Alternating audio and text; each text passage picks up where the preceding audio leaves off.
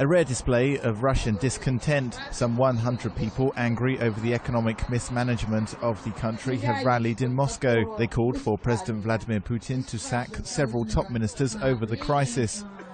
Protesters say Russians trapped in dollar-dominated mortgages are left out of pocket amid the slump of the Russian ruble. Several other groups joined to voice their grievances against the state, namely passengers who lost money when the Transaero airline went bankrupt and savers who lost deposits when the licenses of their banks were revoked.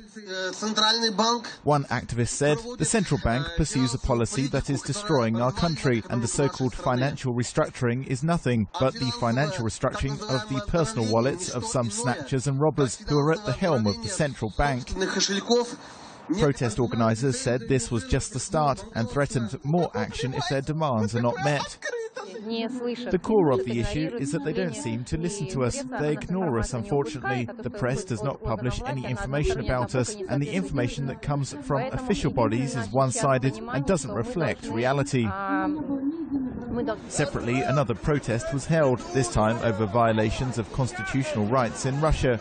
Opposition figure Sergei Mitrokhim was in attendance. He heads the liberal Yabloko party.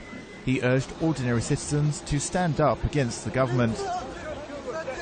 You know, if people don't wake up and do not become citizens and do not come out on days like this to the streets and demand observation of their rights, then nothing is possible. Nothing. No reform from above. None of it will be done. People must wake up to become citizens. They must understand what a constitution is and what is the law.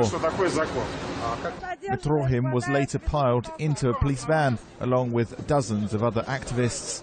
Political protests against the Kremlin in Russia often bear similar hallmarks: small, restricted to urban intelligentsia, and often quickly peter out. After Ukraine's Euromaidan revolution, the Russian authorities passed a series of new laws to toughen the rules and punishments of public rallies.